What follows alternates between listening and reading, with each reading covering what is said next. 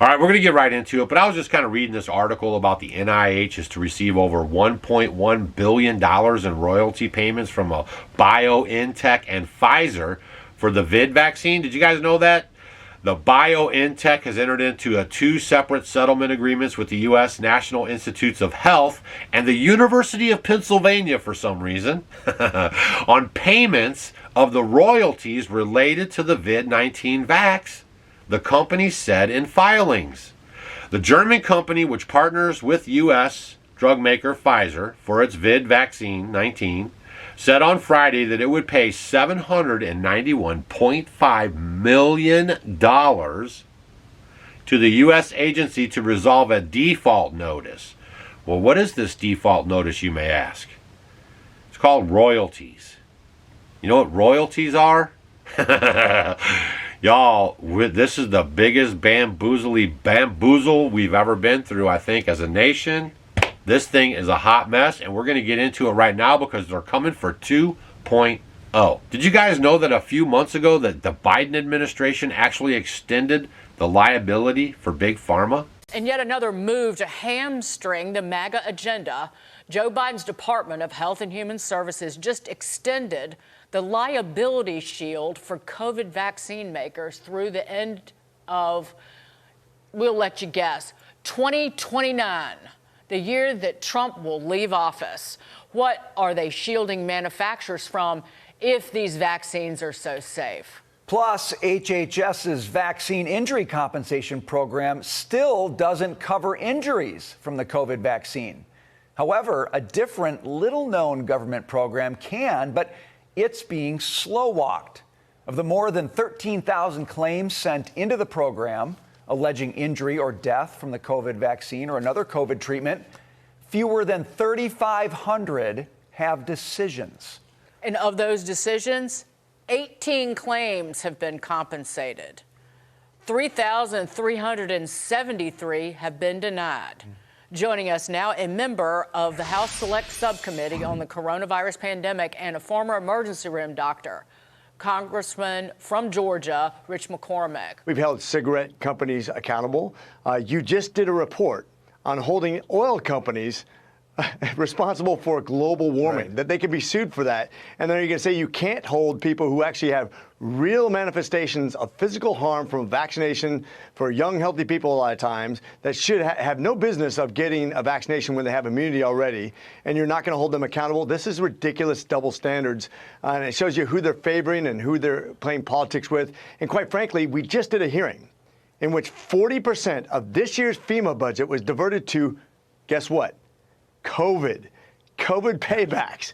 Still this year, the pandemic's been over for a couple of years. And I'm an ER doc. I served my last shift about December 28th, 2 years ago. And you know that this pandemic's over, but yet we're still spending 40% of FEMA during a year where we had shortfalls in the budget for hurricanes on something that's been over for a couple of years. Shame on us. We need to hold these people accountable. Wow. How about that? So they're making royalties, and they extend the liabilities so that no one can go after these people for putting this stuff out in there.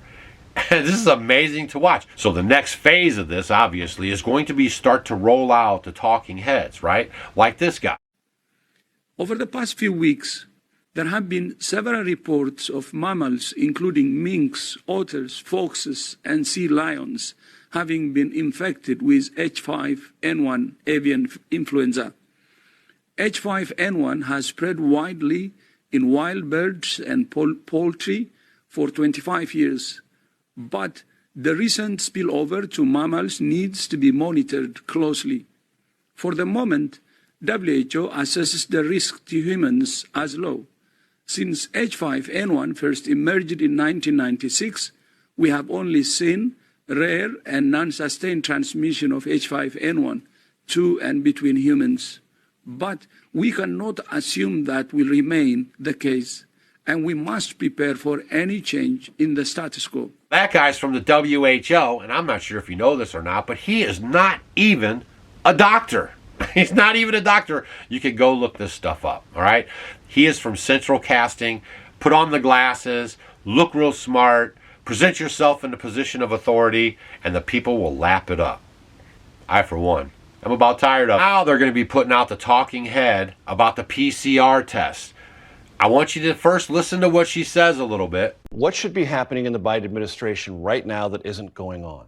Yeah, there are two main things that they should be doing in the days that they have left. The first is to get testing out there.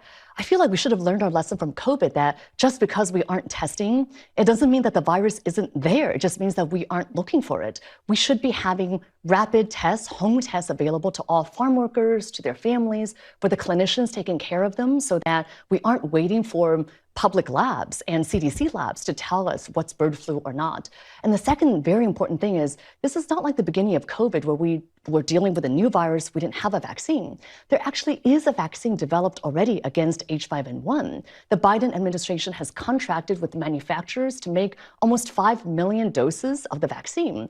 However, they have not asked the FDA to authorize the vaccine. There's research done on it. They could get this authorized now and also get the vaccine out and to farm workers and to vulnerable people. I think that's the right approach because we don't know what the Trump administration is going to be doing around bird flu.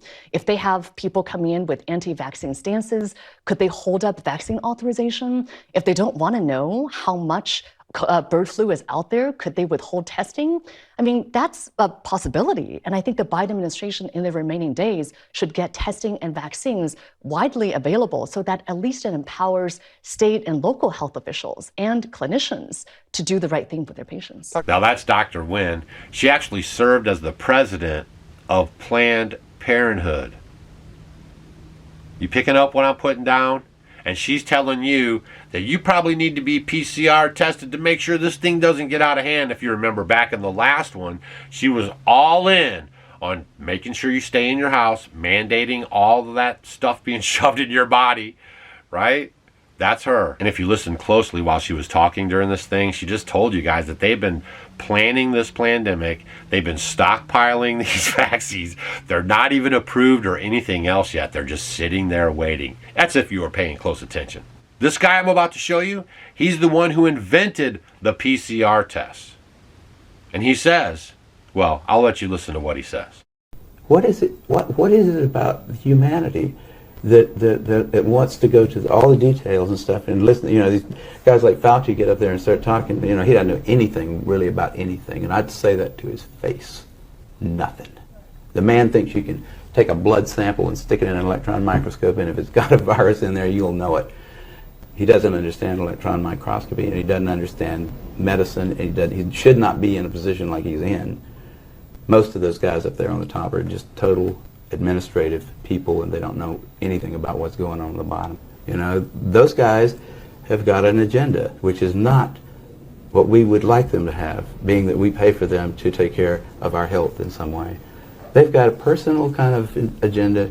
They make up their own rules as they go. They change them when they want to, and they smugly, like Tony Fauci, does not mind going on television in front of the people that pay his salary and lie directly into the camera.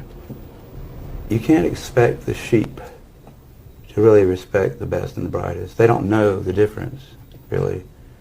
I mean, I like humans. Don't get me wrong, but basically, the vast majority of them do not possess the ability to judge who is and who isn't a really good scientist. I mean, that's a problem. That's a main problem actually with science, I'd say, in this century, because science is being judged by people. Funding is being done by people who don't understand it. Okay, who do we trust? Fauci? Fauci doesn't know enough to, you know. If Fauci wants to get on television with somebody who knows a little bit about this stuff and debate him, he could easily do it because he's been asked. I mean, I've had a lot of people, president of the University of South Carolina asked Fauci if he'd come down there and debate me on the stage in front of the student body, because I wanted somebody who was from the other side to come down there and balance my, because I felt like, well, these guys can listen to me, but I need to have somebody else down here that's going to tell me the other side. But Fauci didn't want to do it. And here's another one of the talking heads from the last go-around now saying that we should test all the cows. We're not testing to really see how many people have been exposed and got asymptomatically infected. We should be testing every cow. weekly. You can do pooled PCR. We have the technology. The great thing about America is we're incredibly innovative, and we have the ability to have these breakthroughs. We could be pool testing every dairy worker. I do believe that there's undetected cases in humans because we're once again only tracking people with symptoms. When we did that with COVID, the virus spread throughout the Northeast undetected because it took a long time to get to the vulnerable individuals. But in the meantime, thousands, hundreds of thousands of people were infected with asymptomatic or mild disease and never came to medical attention. We have to switch from symptoms to actually definitive laboratory testing. We have the capacity. I just want you guys to realize that when you have snakes pinned in and up against the wall, and a lot of them feel like they're going to be prosecuted and dragged into jail, which I highly doubt. I highly doubt in the grand scheme of things that you'll see one person held accountable for any of this nonsense we've been going through for the last 5 years. Okay? Highly unlikely. But there are a group of people that are kind of worried about it. And when you get people that are doing bad things worried about justice, right? They're going to lash out. They're going to make your life difficult. We still have a lot of time to go, almost 30 days until the inauguration. They're going to keep rolling out this and that and this and that. Okay? So just stay vigilant. I would, please do your homework on any of this stuff. Okay? You do what's right for you and your family. But we will not be participating. All right? We'll see you guys on the next video. Share this video with your friends so they get this information all in one video, easy to digest. And make sure you're subscribed because they are unsubscribing people from our channel.